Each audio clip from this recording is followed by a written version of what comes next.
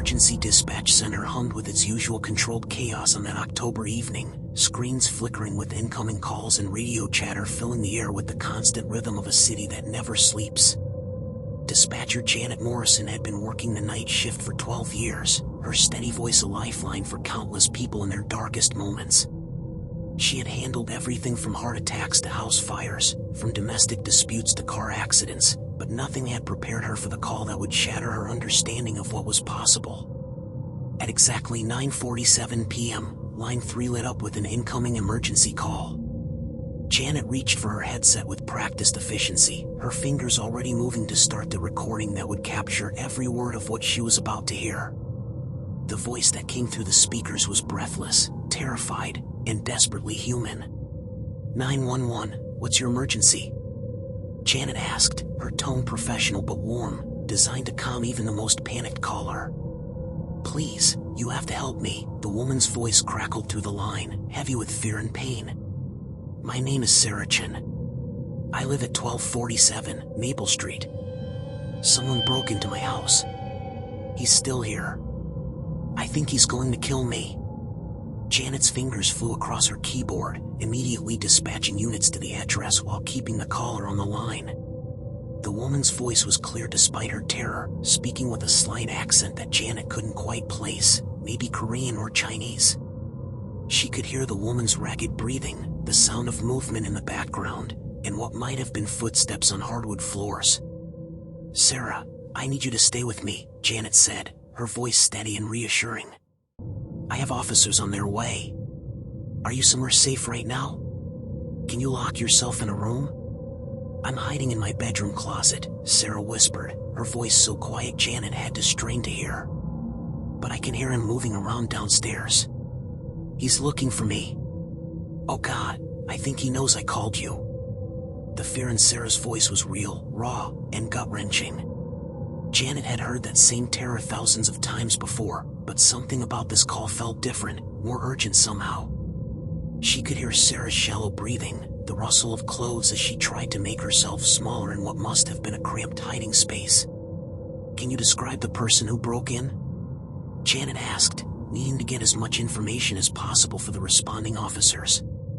He's tall, maybe 6 feet, wearing dark clothes. I saw him through my kitchen window before he came inside. He has short dark hair and he's carrying something in his hand, maybe a knife or a crowbar. I don't know why he's here. I don't have anything valuable. Sarah's voice broke slightly as she spoke, the reality of her situation sinking in. Janet could hear the sound of sirens in the background now, growing closer, and she felt a wave of relief knowing help was almost there. Sarah, I can hear the sirens. The police are almost at your house. Just stay where you are and stay quiet. You're going to be okay. But then the line went dead.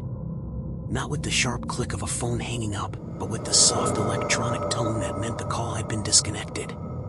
Janet immediately tried calling back, but the phone rang endlessly with no answer. She dispatched additional units and waited anxiously for the first responders to report back from the scene. 23 minutes later, Officer Mike Rodriguez's voice crackled through the radio, but his words made Janet's blood run cold. Dispatch, we have a problem at 1247 Maple Street. We found a female victim, appears to be Asian, mid-30s. She's been deceased for several hours. No signs of the caller. Janet stared at her screen in confusion. Officer Rodriguez, can you repeat that? The caller identified herself as Sarah Chen, said she was hiding in her bedroom closet.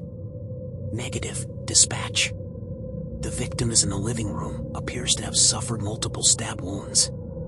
Time of death looks to be around 6:30 p.m. based on the medical examiner's initial assessment. There's no one else in the house, and no signs that anyone was hiding anywhere. The words hit Janet like a physical blow. She looked at her call log, seeing the timestamp clear as day, 9:47 p.m. If the woman had been dead since 6:30 p.m., who had made that desperate call for help? Who had known Sarah's name, her address, and the details of her own murder? Detective Lisa Park arrived at the scene 30 minutes later, her trained eyes taking in every detail of what would become one of the most puzzling cases of her career. The victim, Sarah Chen, was indeed a 34-year-old software engineer who lived alone in a modest 2-story house. She had been stabbed multiple times in what appeared to be a robbery gone wrong, though strangely, nothing seemed to be missing from the house.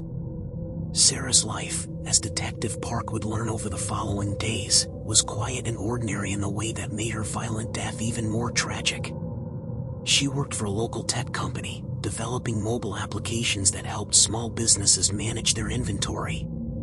She had emigrated from South Korea 8 years earlier, speaking with the same slight accent that Janet had noticed during the 911 call. Sarah had few close friends but was well liked by her coworkers, who described her as kind, hardworking, and always willing to help others with their computer problems. Her social media presence was modest but active. Sarah enjoyed sharing photos of her home-cooked Korean meals, her small garden where she grew vegetables and herbs, and occasional selfie videos where she talked about her work or shared cooking tips. She had a warm, expressive face and spoke with animated gestures, her personality shining through even in the short clips she posted online. But it was these innocent social media posts that would prove to be the key to understanding the impossible 911 call, though Detective Park wouldn't realize it for several more days. The investigation began with the obvious suspects. Sarah's ex-boyfriend, David Kim, had a solid alibi, working a double shift at the hospital where he was a nurse. Her coworkers all seemed genuinely shocked by her death, and none had any reason to want her harm. The few neighbors who knew her described her as quiet and friendly, someone who kept to herself but always waved hello when she saw them. Detective Park requested the phone records for Sarah's landline and cell phone, expecting to find evidence of the 911 call that Janet Morrison had recorded so clearly. But when the records came back, they showed something impossible. No outgoing calls had been made from either of Sarah's phones between 6 p.m. and 10 p.m. on the night of her death. In fact, her cell phone had been found smashed on her kitchen floor, apparently destroyed during the struggle with her attacker. "This doesn't make sense," Detective Park muttered to herself as she reviewed the records for the third time. She called the dispatch center and asked to speak with Janet Morrison, hoping to find some explanation for the discrepancy. Janet played the recorded call for Detective Park, and both women listened in growing confusion to Sarah's terrified voice pleading for help. The voice was undeniably real, the fear genuine, the details accurate. Sarah had correctly identified herself, given her exact address, and even described her attacker with details that matched the evidence found at the scene. Could someone have spoofed her phone number? Detective Park asked, grasping for a rational explanation. The call didn't come from her number, Janet replied, pulling up the technical details on her screen. It came from a blocked number, but that's not unusual. A lot of people have their caller ID blocked. What's strange is that the voice sounds exactly like her. I've heard thousands of 911 calls, and I would swear this woman was genuinely terrified and calling for help. Detective Park left the dispatch center with more questions than answers. She returned to Sarah's house, now sealed with crime scene tape, and walked through it again, trying to understand what had happened. The attack had clearly taken place in the living room, where Sarah's blood stained the hardwood floor she had probably been proud of. The killer had entered through the back door, which showed signs of being forced open with a crowbar or similar tool. But there were inconsistencies that bothered Detective Park. If Sarah had seen her attacker through the kitchen window, as the 911 caller had claimed, why hadn't she had time to call for help or escape? The kitchen was at the back of the house, and if she had seen someone breaking in, she would have had at least a few seconds to react. Yet her phones were both found downstairs, suggesting she had never made it to the safety of her bedroom closet where the caller claimed to be hiding. The breakthrough came when Detective Park decided to dig deeper into Sarah's digital life. She obtained warrants to access Sarah's social media accounts, email, and cloud storage, looking for any clue that might explain the mysterious 911 call. What she found chilled her to the bone. Sarah's Instagram account contained dozens of videos of her cooking, talking about her day, or sharing stories about her life in America. In these videos, she spoke naturally and expressively, her voice warm and animated as she described her recipes or talked about her work. Detective Park listened to video after video, and with each one, a horrible realization began to dawn on her. The voice in these videos was identical to the voice on the 911 call. Not just similar, but perfectly identical, down to the slight accent, the particular way Sarah pronounced certain words, and even her breathing patterns. But these videos had been posted weeks or months before her death, when Sarah was alive and happy, sharing her life with the small community of followers who enjoyed her content. Detective Park contacted a digital forensics expert named Dr. James Wright, who specialized in audio analysis and emerging technologies. When she played the 911 call for him and then showed him Sarah's social media videos, his expression grew grave. "This is what we call voice cloning or voice synthesis," Dr. Wright explained, his voice heavy with the implications of what they were seeing. "It's a form of artificial intelligence that can take recordings of someone's voice and use them to create new speech that sounds exactly like the original person." "You mean someone could take these videos and make it sound like Sarah was saying anything they wanted?" Detective Park asked, though she already suspected the answer. "Exactly. The technology has become frighteningly sophisticated in recent years. With just a few minutes of recorded speech, someone can create what sounds like a perfect replica of another person's voice. The AI can match not just the sound, but the speech patterns, the accent, even the emotional inflections." Dr. Wright pulled up examples on his computer, showing Detective Park how the technology worked. He played recordings of famous people saying things they had never actually said, their voices perfectly replicated by artificial intelligence trained on their real speech patterns. "But why would someone do this?" Detective Park asked, though she was beginning to understand the horrifying answer. "Think about it from the killer's perspective," Dr. Wright said. "If Sarah was killed at 6:30 p.m., but a 911 call came in at 9:47 p.m., that creates a window of time where the killer could establish an alibi. Anyone who heard about the 911 call would assume Sarah was still alive at 9:47 p.m., which would eliminate suspects who couldn't account for their whereabouts at that time." The implications were staggering. Someone had not only murdered Sarah Chen but had then used her own voice against her, making it seem as though she was alive and calling for help hours after she was already dead. It was a violation that went beyond physical violence, a theft of her very identity and voice. Detective Park returned to the investigation with this new understanding, focusing on suspects who would have had both the technical knowledge to use voice cloning technology and access to Sarah's social media content. The list was shorter than she had expected. Among Sarah's co-workers was a man named Marcus Hoffman, a fellow software engineer who specialized in machine learning and artificial intelligence. Marcus had worked closely with Sarah on several projects and had access to the company's advanced computing resources that could run the sophisticated algorithms needed for voice cloning. When Detective Park interviewed Marcus again, this time with the knowledge of the voice cloning technology, his behavior seemed different. He was nervous, fidgety, and kept checking his phone as though expecting an important call. When she asked him about his whereabouts on the evening of Sarah's murder, he claimed to have been at home working on a personal coding project, but he couldn't provide any witnesses to corroborate his story. "Did you know Sarah posted videos on social media?" Detective Park asked casually. Marcus's face went pale. I think she mentioned it once. I don't really use social media much myself." But a search of Marcus's internet history would later reveal that he had visited Sarah's Instagram page dozens of times in the weeks leading up to her death, viewing and downloading her videos. He had also searched for information about voice cloning software and AI speech synthesis, searches that painted a damning picture of premeditation. The motive, when it finally emerged, was as disturbing as the method. Marcus had become obsessed with Sarah, interpreting her professional friendliness as romantic interest. When she had politely declined his invitation to dinner several months earlier, his feelings had curdled into resentment and rage. He had planned her murder meticulously, intending to make it look like a random break-in while using the voice cloning technology to create an alibi for himself. On the night of the murder, Marcus had indeed been at Sarah's house at 6:30 p.m., just as the medical examiner had estimated. He had killed her in a fit of rage when she once again rejected his advances, then spent the next 3 hours at his apartment, creating the fake 911 call using artificial intelligence trained on her social media videos. The technology he used was sophisticated but not beyond the reach of someone with his technical background. Using freely available AI tools and Sarah's own voice recordings, he had generated the desperate plea for help that had fooled even experienced emergency dispatchers.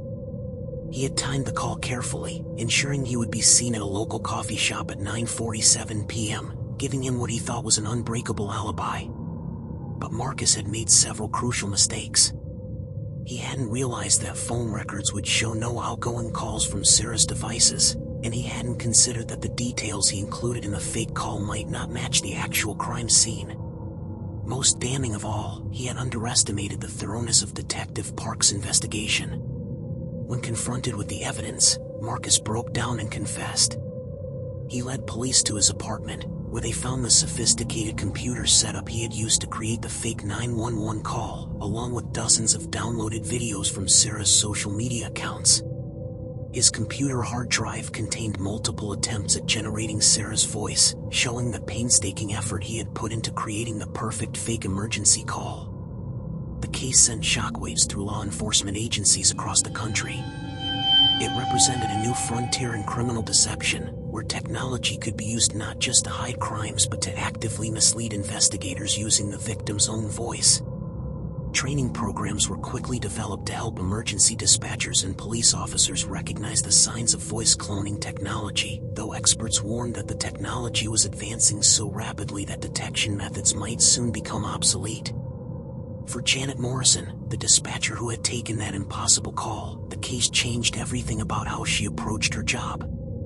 She had spent 12 years building her ability to read the truth in people's voices, to hear the genuine fear or pain that couldn't be faked. Now she knew that even that most human of qualities, the voice crying out for help, could be manufactured and manipulated. The recording of Sarah's fake 911 call was preserved as evidence, a chilling testament to how technology could be twisted to serve evil purposes. In it, Sarah's voice continues to plead for help that would never come, her words unknowingly crafted by the very person who had silenced her forever. It serves as a reminder that in our interconnected digital age, even death might not be enough to stop someone from stealing our identity and using it against us. Sarah Chen was buried on a quiet Thursday morning, attended by her coworkers, a few neighbors, and Detective Park, who felt a personal connection to the woman whose voice she had heard begging for help from beyond the grave. The case was closed, but its implications continued to ripple through the criminal justice system and society at large. The technology that had been used to create Sarah's fake final words was not illegal, and in fact had many legitimate uses, from helping people with speech disabilities to creating more natural-sounding digital assistants. But Sarah's case demonstrated how any tool could be perverted by someone with evil intentions, turning our own voices into weapons against us.